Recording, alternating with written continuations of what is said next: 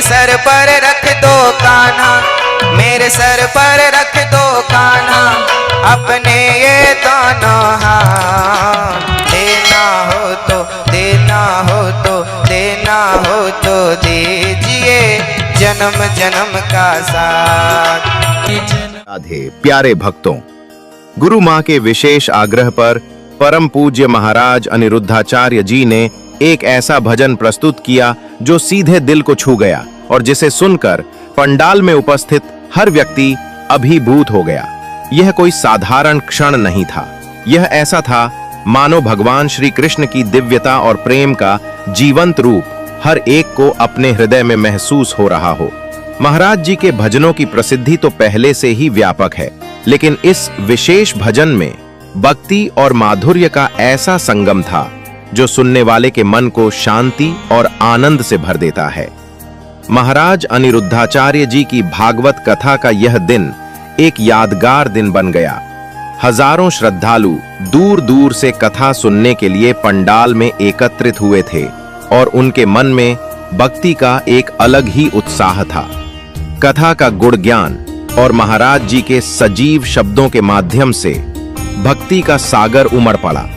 इसी सजीव और आनंद के बीच गुरुमा ने अपने पूर्ण श्रद्धा भाव के साथ महाराज जी से विनम्र प्रार्थना की कि वे एक भजन प्रस्तुत करें जिससे सभी का हृदय प्रभु की भक्ति में डूब जाए। गुरुमा का यह निवेदन सुनते ही महाराज जी के चेहरे पर एक दिव्य मुस्कान छा गई। वे तुरंत तैयार हो गए और मंच पर खड़े होकर अपनी अद्वितीय आवाज में उस भजन का गायन शुरू कर दिया जो भगवान श्री कृष्ण की बाल लीलाओं और प्रेम के माधुर्य को समर्पित था।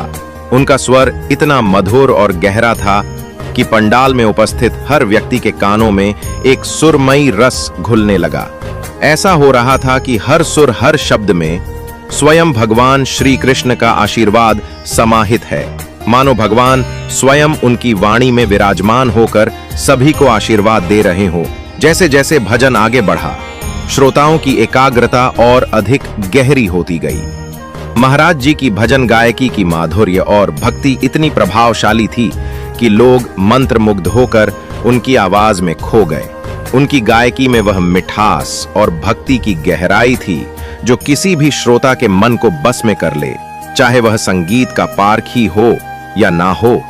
एक पल के लिए ऐसा लगा मानो पंडाल में समय ठहर गया हो और हर एक व्यक्ति की आत्मा भगवान श्री कृष्ण के प्रेम में डूब गई हो।